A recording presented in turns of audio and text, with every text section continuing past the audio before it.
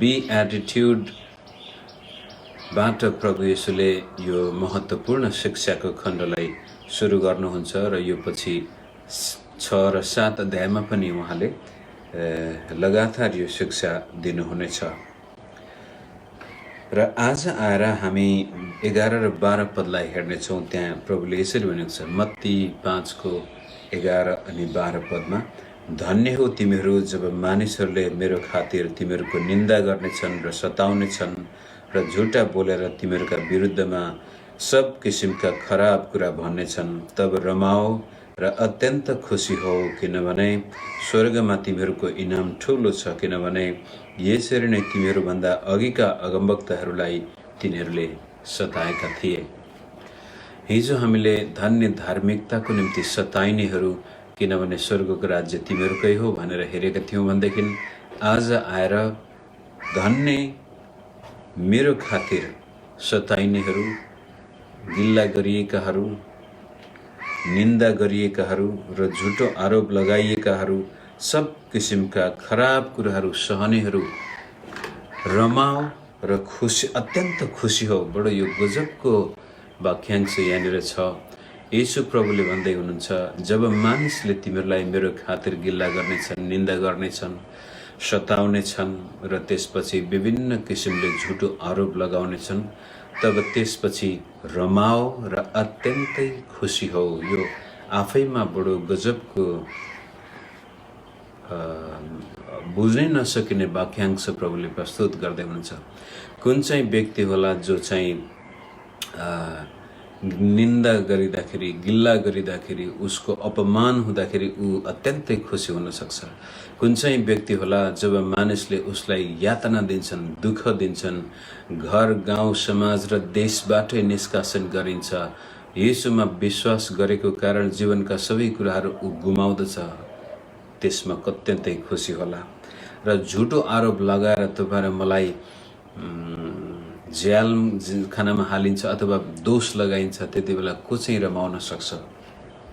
तरै पनि प्रभु येशू ख्रीष्टको मुखबाट निस्केको वचन यहाँनिर भन्दै हुनुहुन्छ कि मेरो खातिर तिमीहरूलाई जब यस्तो यस्तो हुनेछ, तब त्यसपछि आनन्द गर र अत्यन्तै खुसी हो, रमाओ र अत्यन्तै खुसी हो, किनभनेदेखि तिमीहरूको इनाम स्वर्गमा धेरै ठुलो छ। धार्मिकताको निम्ति सताउने को स्वर्गको राज्य हो भने सुसमाचारको लागि सताइनेको निम्ति यीशुमा विश्वास गरेको कारण हाम्रो जीवनमा जब दुःख र कष्ट आउँछ, त्यस्तो स्थितिमा स्थिर भई बस्नेहरूलाई परमेश्वरले स्वर्गमा एक किसिमको गजबको इनाम छ भनेर यहाँ प्रभुले उल्लेख गर्नुहुन्छ। त यहाँनिर पहिलो कुरो म के राख्न चाहन्छु, मेरो आफ्नो मनमा लागेको हो भनेदेखि मत्ती 5 को 3बाट प्रभुले धन्य आत्मामा दीन हुनेहरू, धन्य शोक गर्नेहरू, धन्य नम्र हुनेहरू, धन्य दया देखाउनेहरू, धन्य हृदयमा शुद्ध हुनेहरू, धन्य धार्मिकताको निम्ति भोकाउने र तिर्खाउनेहरू। यो हाम्रो आन्तरिक आचरणलाई बडो स्पष्टसँग बताइसकेपछि अनि बल्ल त्यसपछि 10 पदमा चाहिँ हाम्रो बाहिरी आचरणको लागि हामीलाई सताइनेछ। भित्र हामीले येशूमा विश्वास गरेर जुन प्रकारको नयाँ जीवन हामीले पाएका छौँ, त्यो जीवनलाई जब हामी बाहिर प्रस्तुत गर्दाखेरि, धर्मी जीवन जिउँदाखेरि, सत्य र इमान्दार जीवन बिताउँदाखेरि जब हामीलाई सताइनेछ भनेर पहिलो 10 पदमा भनिसकेपछि अब चाहिँ सुसमाचारको लागि सताइनेहरूको बयान गर्दै हुनुहुन्छ प्रभु। अथवा सुसमाचार प्रचार गर्ने, सुसमाचार फैलाउने, मानिसलाई परमेश्वरको राज्यमा ल्याउने प्रयास गर्दाखेरि जब हाम्रो जीवनमा दुःख र कष्ट आउँदछ, त्यति बेलामा हामी आनन्द मनाउनु पर्ने र अत्यन्तै खुसी हुनुपर्ने कुरा हामी देख्दैछौँ। र सुसमाचार प्रचार आफैमा एउटा गजबको जिम्मेवारी हामीलाई प्रभुले दिनुभएको छ। तर कहिलेकाहीँ हामीले के चाहिँ बिर्सन हुँदैन भनेदेखि, यदि मेरो व्यक्तिगत जीवनमा सुसमाचारले जुन प्रकारको परिवर्तन ल्याउनु पर्ने हो त्यो ल्याएको छैन, खालि म देखावटी हिसाबले बाहिर गएर सुसमाचार प्रचार गर्छु भनेदेखि त्यो प्रचारमा एक किसिमको शक्ति हुँदैन। ममा परमेश्वरको वचनले जुन प्रकारको काम गर्नुपर्ने हो, ममा पवित्र आत्माले जुन प्रकारको काम गर्नुपर्ने हो, त्यो कुरो प्रभुले माथिबाटै भन्दै आउनु भएको छ। त्यस्तै किसिमले जब भित्र म साँच्चै ख्रीष्ट येशूको शक्तिबाट नयाँ गरी जन्मेको मानिस हुँ र मैले मेरो सम्पूर्ण जीवन यीशु ख्रीष्टको चरणमा सुम्पेको छु र यीशुले नि भन्नुभयो, यदि कोही मेरो चेला बन्न चाहन्छ भनेदेखि त्यसले आफ्नो आमा बाबु छोरा छोरी इभन यहाँसम्म लोग्ने स्वास्नी जग्गा जमिन संसारका सिरी सम्पत्ति र आफ्नो प्राणलाई समेत पनि ऊ बाजी लगाउन सक्दैन भनेदेखि त्यो मेरो चेला हुन योग्यको छैन। र यस किसिमले यदि तपाईँ र म आफ्नो सारा भौतिक जीवन, पारिवारिक जीवन र आफ्नो व्यक्तिगत जीवन प्राण समेतलाई पनि बलि दिन तयार भएका विश्वासी हौँ भनेदेखि बल्ल त्यसपछि हाम्रो जीवनबाट सुसमाचारले काम गर्छ। कहिलेकाहीँ हाम्रो दुःखलाग्दो अवस्था छ जहाँ हामी सुसमाचारलाई व्यापारको दृष्टिकोणले हेर्दछौँ, सेवा गर्दछौँ, सुसमाचार प्रचार गर्न जान्छौँ, मण्डलीहरू स्थापना गर्दछौँ। यो सबै कुरा गरे बापत हामी फाइदा लिन चाहन्छौँ। मिसन भन्ने शब्द नै आज एकदमै भ्रष्ट शब्द भइसकेको छ इसाई जगतमा। विशेष गरी यो इभान्जेलिकल मिसन भनेर सायद हाम्रो साधारण विश्वासीको निम्ति यो एउटा नौलो शब्द पनि हुनुपर्छ। तर जतिजना यदि तपाईँले यो वचन मेरो कुरो सुन्दै हुनुहुन्छ, जसले बाइबल स्कुल जानुभएको छ, सेवामा हुनुहुन्छ, गएको 50-60 वर्ष अगाडिबाट नै अथवा 100 वर्षै भइसक्यो आजको इभान्जेलिकल मिसन जो गरिब धनी देशबाट मिसनरीहरू गएर गरिब देशमा काम गर्दथे, अब मिसनरीको युग सिद्धिएपछि गरिब देशकै पास्टर प्रचारकहरूले मिसनलाई चाहिँ समातेर त्यसपछि आफ्नो देशमा म सेवा गर्दैछु, म प्रचार गर्दैछु, म मण्डली स्थापना गर्दैछु भनेर विदेशमा अथवा धनी देशमा भएको मण्डलीबाट पैसा उठाएर ल्याएर सेवा गर्नेहरूले गर्दाखेरि आज सुसमाचार एउटा व्यापारको रूपमा प्रस्तुत गरिएको छ। त्यो एउटा दुःखलाग्दो स्थिति छ। अनि यो व्यापारिक दृष्टिकोणमा आएको मिसनले गर्दा बढी बाह्य सतावट आएको छ, तर आन्तरिक रूपले चर्च एकदमै कमजोर हुँदै गएको छ। येशू प्रभुले हामीलाई यहाँनिर के भन्दै हुनुहुन्छ भनेदेखि त्यस्तो स्वार्थको लागि गरिएको सेवा जहिले पनि न त तपाईँको भित्रपट्टि यसले वास्तविक परिवर्तन ल्याउँछ, न समाजमा परिवर्तन आउँछ। हामीले गरेको सुसमाचार प्रचारले समाजमा विकृति मात्रै आउँछ। यदि कोही विश्वासमा आइहाल्यो भनेदेखि चर्चमा जाँदाखेरि त फाटेको लुगा पाउँदो रहेछ, अथवा सित्तैमा दबाई पनि दिँदो रहेछन्, अथवा मेरा छोराछोरीलाई पढाइदिँदो रहेछन्, अथवा तपाईँले कहिलेकाहीँ यो अफ्रिकातिर भारततिर पनि यो कसैको लागि एउटा बाख्रा किनिदिने, कुखुरा किनिदिने मिसनहरू थुप्रै छन्। यस किसिमले सुसमाचारले जीवन परिवर्तन नभएर आज मानिसको आर्थिक जीवन परिवर्तन गर्ने प्रयास भएको कारण धेरै ठाउँमा दुःखलाग्दो स्थिति आएको छ। तर तपाईहरु मेरो जीवनबाट चाहिँ हामी कस्तो खालको सुसमाचार मानिसलाई प्रचार गर्न चाहन्छौँ, त्यो प्रश्न आज यो बेआटिट्युडले देखाउँदछ कि धन्य मेरो खातिर सताइनेहरू, तब तिमीहरू आनन्द गर र अत्यन्तै खुसी हौ, जसको भित्र परिवर्तन भइसकेको छ, जसको हृदय शुद्ध छ भनेदेखि त्यो मानिस त्यसपछि सुसमाचार प्रचारको लागि डराउँदैन र उसको जीवन नै सुसमाचार हुन्छ। त्यसपछि जहाँ जहाँ ऊ जान्छ, जुन समाजमा ऊ बस्छ, उसको जीवन देखेर मानिसहरूले यीशु ख्रीष्टलाई देख्नेछन्, चिन्नेछन्, सोध्नेछन् र उसले बाध्य भएर पनि बचाउनु पर्छ यीशुको बारेमा। र त्यस्तो स्थितिमा जब मानिसहरू मित्रहरूसँग तपाईले चिन्जानुहुन्छ, हिजो अस्ति तपाईँ त्यही समाजमा तिनै मित्रहरूसँग त्यस्तै प्रकारको जीवन जिउँदै हुनुहुन्थ्यो, तर आज ख्रीष्ट येशूलाई विश्वास गरेर तपाईमा नयाँ परिवर्तन आएको कारण जब तपाईँ आफ्ना मित्रलाई भन्नुहुन्छ, होइन हिजो अस्ति म जे काम गर्दै थिएँ त्यो म अब गर्न सक्दिनँ, हिजो अस्ति जस्तो खालको मानिस थिएँ म अब त्यो होइन भनेपछि त्यहाँ दुई किसिमको रियाक्सन के भन्छ प्रतिक्रिया आउँछ। एउटा प्रतिक्रिया चाहिँ ए हो, के भयो तिमीलाई, तिमीमा कस्तो खालको परिवर्तन आयो र साँच्चै हामीले पनि तिम्रो जीवनमा देखेका छौँ परिवर्तन आएको छ भनेर सकारात्मक रूपले तपाईलाई मान्छेले हेर्नेछन् र ती व्यक्तिहरू भोलि गएर यसुलाई विश्वास गर्न पनि पुग्नेछन्। र अर्को एउटा नकारात्मक प्रतिक्रिया आउनेछ, त्यो चाहिँ सतावट। त्यसपछि तपाईँका मित्रहरू पनि तपाईँका शत्रु बन्नेछन्, तपाईँको परिवार तपाईँको विरुद्धमा उठ्नेछ, तपाईँको समाज तपाईँको विरुद्धमा उठ्नेछ। सुसमाचारका जहिले पनि दुईटा प्रतिक्रिया छन्। एउटा प्रतिक्रिया चाहिँ मानिसहरू आफ्नो पाप अधर्मलाई देख्नेछन्, चिन्नेछन् र यसुलाई विश्वास गर्नेछन्। दोस्रो प्रतिक्रिया चाहिँ सुसमाचार सुन्ने बित्तिकै तिनीहरू एकदमै बडो विद्रोही भएर निस्कनेछन्। सुसमाचारको मात्रै सुन्ने पनि उनीहरूलाई मन पर्दैन, येशूको नामसँग उनीहरूलाई एलर्जी हुनेछ। अब विचार गर्नुहोस्, संसारमा आजसम्म सम्पूर्ण धर्मावलम्बीहरूले अथवा गैर के भन्छ नास्तिकहरूदेखि लिएर सबैले येशूको जीवनमा खोट लाउने एउटा ठाउँ पनि भेटाएको छैन। येशूका शत्रुले पनि, येशूका मित्रले त अब कुरै छोड्दिउँ, यस्तो निर्दोष, यस्तो बडो महान मानवीय हिसाबले हेर्दाखेरि पनि येशू ख्रीष्ट जस्तो व्यक्ति संसारमा आज कोही पनि छैन भनेर येशूका शत्रुले पनि स्वीकार गर्छन्। प्रेमको सन्देश ल्याएर संसारमा आउनुभएको त्यो व्यक्तिको नाम सुन्ने बित्तिकै यदि कसैलाई रिस उठ्छ भनेदेखि त्यो व्यक्तिभित्र भएको पाप र अधर्मले सही नसक्नु गराउँछ उसलाई। त तपाईँ र मेरो जीवनबाट कि त मानिसहरू यीशुतिर आकर्षित हुनेछन्, कि त्यसपछि यीशुलाई देखेर उनीहरू आफू सही नसकेर अनि आफ्नो पाप र अधर्मलाई दबाउनुको लागि यीशुको विरुद्धमा जानेछन्, यीशुको विरोध गर्नेछन्। र यीशुको विरोध गर्दाखेरि यीशुको सुसमाचार प्रचार गर्ने मानिसहरू तिनीहरूका शिकार बन्नेछन्। तपाईँ र मलाई उनीहरूले त्यसपछि हुनु नहुनु कुराहरू लाउनेछन्, दोष लाउनेछन्, गिल्ला गर्नेछन्।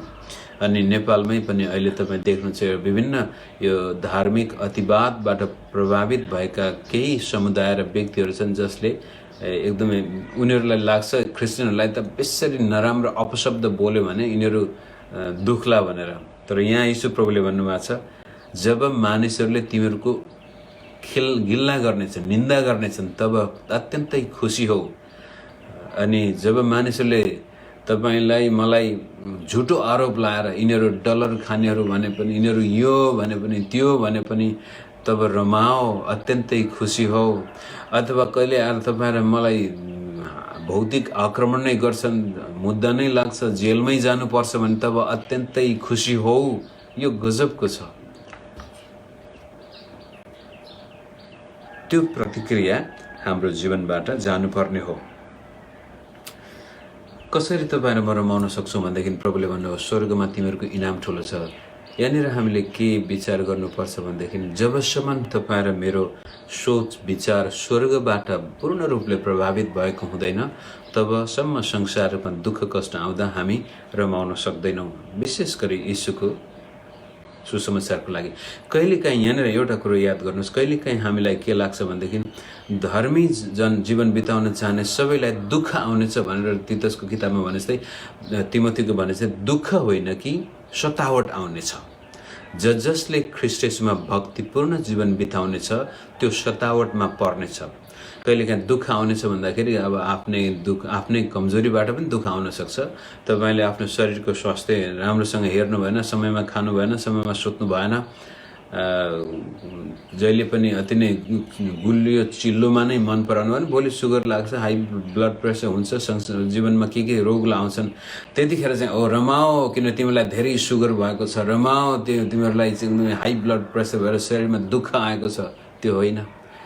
दुःख विभिन्न प्रकारको हुन्छ, तर विशेष गरी भक्तिपूर्ण जीवन बिताउने मानिस चाहिँ सताइनेछ, सतावटमा पर्नेछ। अनि यीशु प्रभुले पनि भन्नुभएको छ तिमीहरूले मेरो खातिर सबै कुराहरू त्यागेर आयो भनेदेखि यसै संसारमा तिमीहरूले 100 गुणा आशिषका साथसाथै सतावट प्राप्त गर्नेछौ र अनन्त जीवन पनि तिम्रो हुनेछ। यीशुमा विश्वास गर्ने व्यक्ति सतावटको लागि तयार हुनुपर्छ। अनि त्यही कुरोलाई पत्रुसले पनि हिजो पनि हामीले पत्रुसकै किताबबाट हेरेका थियौँ। पहिलो पत्रुस 3 अध्यायमा चाहिँ उनले इमान्दार जीवन बिताउँदाखेरि आउने सतावटको बारेमा कुरा गर्नुभएको छ भनेदेखि आज चाहिँ प्रभु येशूको लागि यसरी भन्नुहुन्छ। पहिलो पत्रुस 4:12बाट म पढ्छु। प्रिय हो, तिमीहरूलाई पारख गर्ने अग्निमय परीक्षा तिमीहरूमाथि आइपर्दा केही अनौठो कुरा भए जस्तै तिमीहरू छक्क नपर। तर ख्रिस्टका कष्ट भोगमा सहभागी हुँदा रमाओ। ख्रिस्टका कष्ट भोग सुसमाचारको खातिर तपाईँ र मलाई दुःख आउँछ भनेदेखि रमाओ, ताकि उहाँको महिमा प्रकट हुँदा तिमीहरू पनि आनन्दित र हर्षित हुन सक। यीशुले भन्नुहुन्छ आनन्दित हो र अति खुसी हो, किनभने तिमीहरूको इनाम स्वर्गमा धेरै ठुलो छ। पत्रुसले पनि जब ख्रिस्ट यसो आउनुहुनेछ त्यति बेलामा उहाँको महिमामा आउँदाखेरि तिमीहरू आनन्दित र हर्षित हुन सक, ख्रिस्टलाई पर्खेर बस्न सक। 14 यदि ख्रिस्टको नाउँमा तिमीहरू निन्दित भयो भने तिमीहरू धन्यका हौ। यीशु प्रभुले भन्नुहुन्छ धन्यका हौ तिमीहरू जब मानिसले मेरो खातिर तिमीलाई निन्दा गर्नेछ। त्यसैकारण यो सताउनेहरू निन्दा गर्नेहरूले पनि याद गर्नु पर्यो कि क्रिस्चियनलाई जति धेरै सताए त्यति धेरै यिनीहरू खुसी हुँदो रहेछन्, रमाउँदो रहेछन्। यिनीहरूलाई सताएर खुसी दिनुभन्दा बरु छोडिदिउँ भनेको नै बुद्धिमानी होला। ख्रिस्ट येशूमा विश्वास गर्ने मानिसलाई सताएर गिल्ला गरेर दुःख दिएर यिनीहरूलाई ठिक गराउन भन्नु नै यो संसारको बडो ठुलो मूर्खता हो। यदि ख्रिस्टको नाउँमा तिमीहरू निन्दित भयो भने तिमीहरू धन्यका हो, किनभने महिमाका र परमेश्वरका आत्मा तिमीहरू माथि रहनुहुन्छ। परमेश्वरका आत्मा तिमीहरू माथि रहनुहुन्छ र तिमीहरू मध्ये कसैले पनि हत्यारा वा चोर वा खराबी गर्ने वा अर्काको कुरामा हात हाल्ने चाहिँ दुःख नभोग। तर कसैले क्रिस्चियन भएको कारण दुःख भोग्दछ भने त उसले लाज नमानोस्, तर त्यही नाउँमा उसले परमेश्वरलाई महिमा देओस्, किनभने न्याय परमेश्वरकै परिवारबाट सुरु हुने समय आएको छ।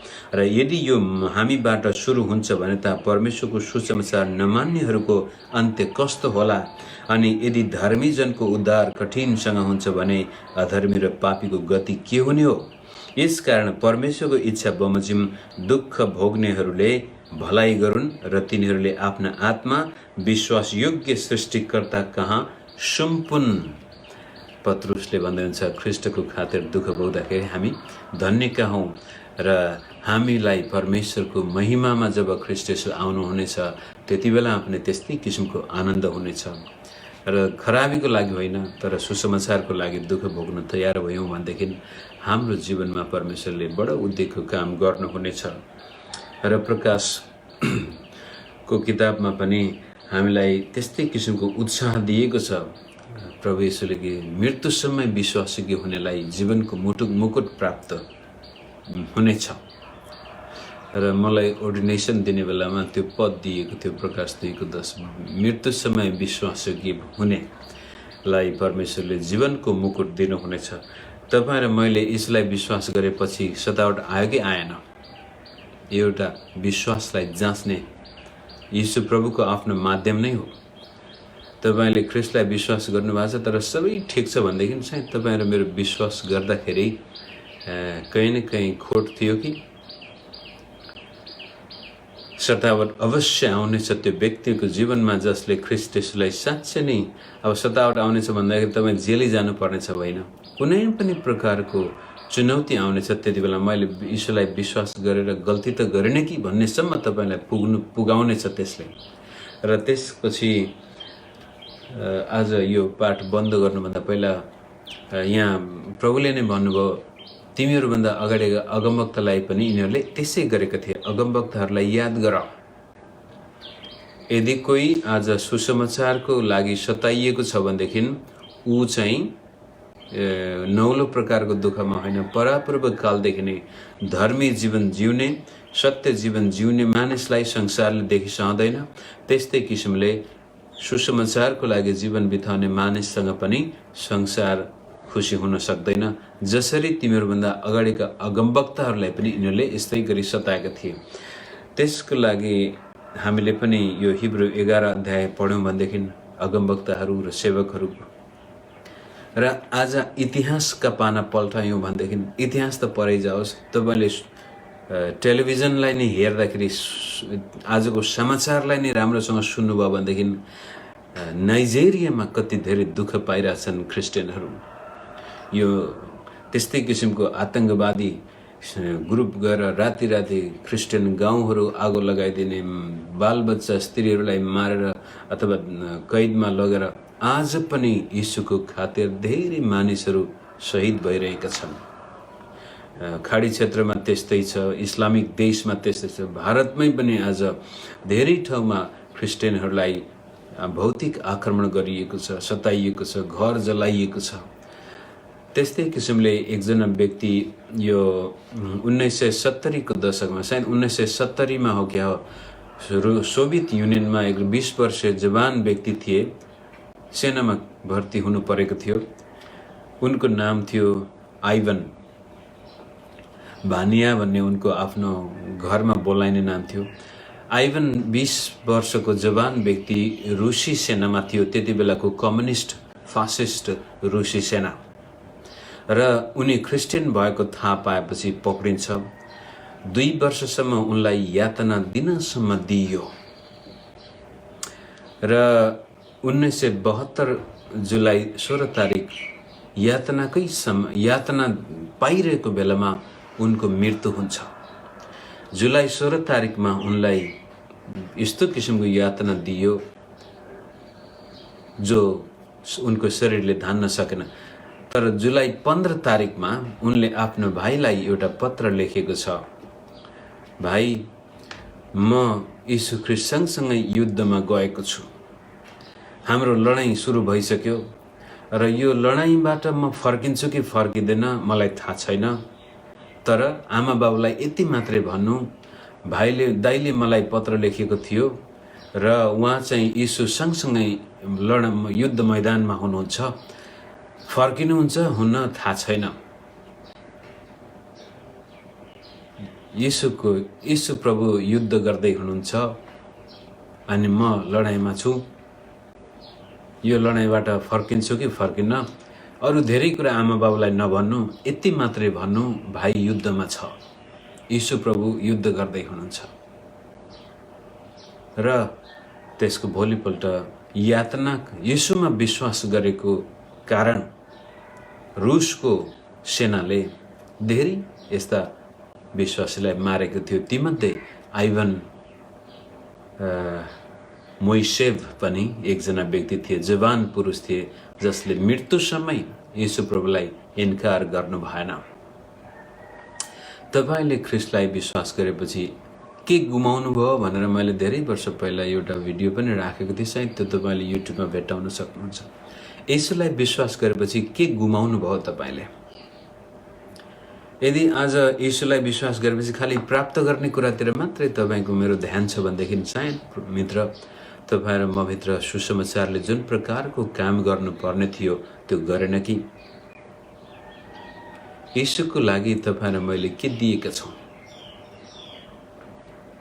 ऐस आराममै हामी बसिरहेछौँ अनि सानोतिनो दुःख आउने बित्तिकै हामी आत्तिन्छौँ। सुसमाचार प्रचारको लागि हामीलाई डर लाग्छ, सेवा गर्दाखेरि हामीलाई डर लाग्छ भनेदेखि हामीभित्र अझै पनि सुसमाचारले जुन प्रकारको परिवर्तन ल्याउनु पर्ने थियो त्यो आएन कि? अब समाजमा बस्दाखेरि, साथीभाइसँग हिँडुल गर्दाखेरि मेरो एउटा यो दुःखलाग्दो पक्ष, विदेशमा बस्दाखेरि मैले धेरै नेपाली दाजुभाइसँग समय बिताउने मौका पाएँ।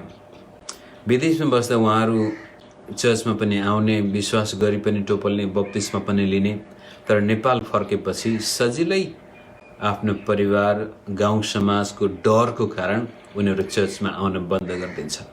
बडो दुःख लाग्दछ।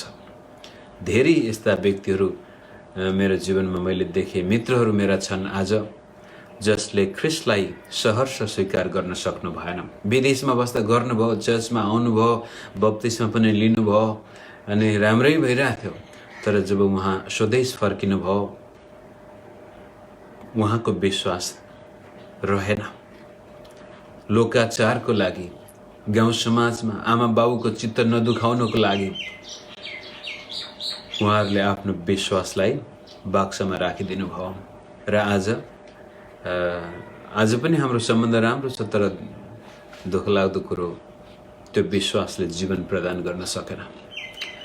आशा छ हामी जसले विश्वास गरेका छौँ, हामी सतावट खोज्दै जाँदैनौँ, तर सतावट आइगएको खण्डमा भोलि गएर नेपाल सरकार, भारत सरकार, तपाईँ जहाँ जहाँ बस्नुभएको छ त्यहाँ इमान्दार जीवन बिताउँदा धार्मिक जीवन बिताउँदै ख्रीष्ट येशूको निम्ति जीवन बिताउँदा बिताउँदै केही गरी हामीलाई जेल नेल हुन्छ भनेदेखि हामी बडो हर्षसाथ खुसी हुँदै त्यसलाई स्वीकार गर्न सक्नुपर्नेछ। किनभनेदेखि यो संसारको जीवन त कति हो, 60, 70, 80, 90 धेरै वर्ष बाँचेको खण्डमा त्यसपछि अनन्तसम्म परमेश्वरले हामीलाई स्वर्गको राज्य प्रदान गर्ने प्रतिज्ञा गर्नुभएको छ। त येशूको निम्ति कहिले पनि दुःख भोग्न हामी हिचकिचाउनु हुँदैन।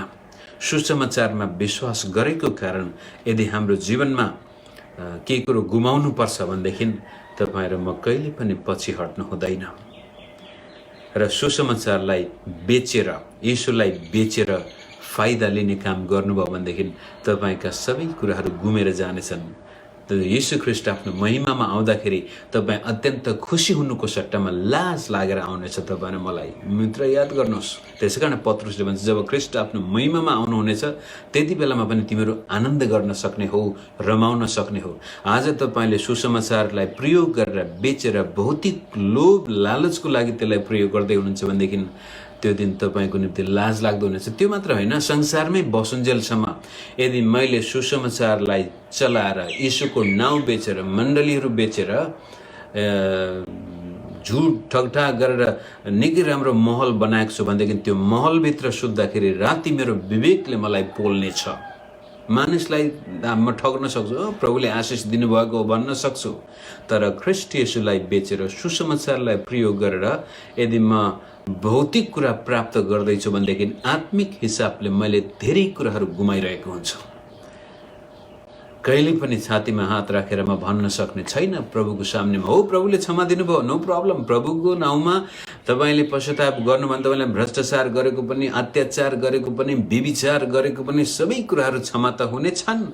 तर तपाईँको विवेकले तपाईँले क्षमा दिने छैन। किन तपाईँलाई थाहा छ यीशुको नाउँ बेचेर तपाईँले ती महलहरू ठडाउनु भएको छ भने उतापट्टि यीशुको नाउँको खातिर तपाईँले एक ग्लास चिसो पानी पनि प्रभुका सेवकहरूलाई दिनुभएको छ भनेदेखि तपाईँले इनाम पाउनुहुनेछ। आज धेरै नेपालमा विश्वासी मित्रहरू छन् जसले आफ्नो जग्गा दिएर मण्डली बनाएको छ, जसले आफ्नोसँग भएका सबै चिजहरू सुसमाचारको लागि दिनुभएको छ, आफ्नो कमाईबाट दिनुभएको छ, विदेशमा दुःख कष्ट गरेर मित्रहरूले दशांश दिनुभएको छ। मलाई एकजना भाइले पोहोर साल एउटा मेसेज पठाउनु भएको थियो खाडी क्षेत्रबाट, पास्टर बुवा मैले तपाईँको वचन सुन्दा सुन्दै मैले विश्वास गरेँ, बप्तिस्मा त मैले अझै लिन पाएको छैन र पनि म मेरो कमाईको दशांशबाट तपाईँको सेवाकाईमा सहायता होस् भनेर म पठाउन चाहन्छु भने, तर मैले त्यो मेसेज पढ्दै थुप्रै मेसेज हुन्छ, त्यसपछि 3-4 महिनापछि त्यो मेसेज मैले पढेँ। उहाँले भन्नुभएको थियो म नेपालमा आउँदैछु, त्यति बेलामा आउँदाखेरि यो दशांश तपाईँलाई म हस्तान्तरण गर्न चाहन्छु। म यहाँ मण्डली पनि छैन, यो देशमा मण्डली नै छैन र पनि म यहाँ बस्दा बस्दै तपाईँको वचनबाट मैले प्रभुलाई पाएँ, आज पनि म ती वचन सुन्दैछु भन्नुभएको थियो। 3-4 महिनापछि मैले पढेँ अनि उहाँ फेरि नेपाल आएर फर्केर गइसक्नु भएको रहेछ। अनि त्यो मेसेज पढ्दाखेरि बडो खुसी लागेको थियो, ओहो प्रभु यस्ता व्यक्तिहरू पनि छन् जसले चर्च नै देखेको छैन र पनि उनले विश्वास गरेर ख्रीष्ट येशूको निम्ति दिनको लागि आफ्नो त्यो त्यहाँको गर्मीमा मेहनत गरेर कमाएको पैसाबाट दशांश दिने मन लाग्यो त्यो भाइमा। पछि मैले मेसेज नपठाएपछि 3-4 महिनापछि उहाँ नेपाल आउनुभएको छ। उहाँले हिजो मैले उहाँबाट फेरि अर्को मेसेज पाएँ धेरै पछि, महिनापछि, र बल्ल थाहा भयो उहाँ गाउँमा जाँदाखेरि आफ्नो गाउँको चर्चलाई, पास्टरलाई त्यो हस्तान्तरण गर्नुभएको रहेछ। त यस्तो किसिमले सुसमाचारको लागि, परमेश्वरको राज्यको लागि तपाईँमा दिने आत्मा छ भनेदेखि तपाईँले आफ्नो जीवनमा परमेश्वरीय इनाम यसै संसारमा पाउनुहुनेछ। आउने संसारको लागि त प्रभुले अत्यन्तै खुसी हुने कुरा पनि व्यक्त गर्नुभएको छ। त सुसमाचारको लागि तपाईँ मैले के दिँदैछौ त्यो महत्त्वपूर्ण कुरा हो। तर दुःख लाग्दो कुरो आज कतिपटक सुसमाचार बेचेर भौतिक कुरा आर्जन गर्नेहरू पनि तिनीहरूको पनि कमी छैन। जेसुकै होस्, मान्छेले संसारमा जस्तो सुकै जीवन बिताए पनि तपाईँ र म आज यस्ता विश्वासी बनाऊ मित्रहरू जो धन्य धन्य धन्य भनेर 9 पटक प्रभुले भन्नुभएको छ हाम्रो भित्रको आचरण अनि बल्ल त्यसपछि 11-12 पदमा बाहिर देखा पर्नेछ। मानिसले हामीलाई देख्ने बित्तिकै सुसमाचार देख्नेछन्, हामी परमेश्वरका पत्रहरू बन्नेछौँ, मानिसले हामीलाई पढ्नेछ र त्यसबाट विश्वासमा आउने नआउने निर्णय उनीहरूले गर्नेछन्। कतिले विश्वास गर्नेछन्, कति हाम्रो विरुद्धमा खडा हुनेछन्। त जो कोही हाम्रो विरुद्धमा खडा हुन्छ, हामीलाई दुःख दिन्छ, हामीलाई आलोचना गर्छ भनेदेखि हामी त्यति बेलामा अझ राम्रोसँग रमाउँदै आनन्द गर्दै अगाडि जाउँ। र यी वचनहरू मैले मेरो फाइदाको लागि युट्युबमा पनि राख्ने गरेको छु। तपाईँले मेरो युट्युब च्यानलमा गएर पनि ती हेर्न सक्नुहुनेछ। आजको दिन तपाईँको राति होस् अथवा दिउँसो होस्, जहाँ हुनुहुन्छ परमेश्वरले आशिष दिनुभएको होस् र सुसमाचारको लागि दुःख भोग्न कहिल्यै पछि नपर्नुहोस्। सुसमाचारको लागि दिन पनि कहिल्यै पछि नपर्नुहोस्। आफ्नो जीवनमा प्रभुले जे दिएको छ त्यसबाट परमेश्वरको सुसमाचारको बढाउको लागि, वृद्धिको लागि मेहनत गर्न पछि नपर्नुहोस् मित्रहरू। हुनसक्छ तपाईँ विभिन्न देशमा गएर अथवा विभिन्न ठाउँमा गएर सेवा गर्न सक्नुहुन्न, सुसमाचार प्रचार गर्न तपाईँमा त्यो छैन। तपाईँसँग जे छ त्यसबाट यीशु ख्रीष्टलाई महिमा दिनुहोस्, सुसमाचारको लागि दिनुहोस्। गुमाउनेको लागि तयार हुनुभयो भनेदेखि प्रभुले अवश्य पनि तपाईँको जीवनमा भौतिक संसारमा नै आशिष दिने प्रतिज्ञा गर्नुभएको छ भनेदेखि आउने संसारमा तपाईँको मेरो निम्ति बडो गजबको मुकुट, मृत्युसम्मै विश्वासयोग्य हुनेलाई परमेश्वरले जीवनको मुकुट दिनुहुनेछ।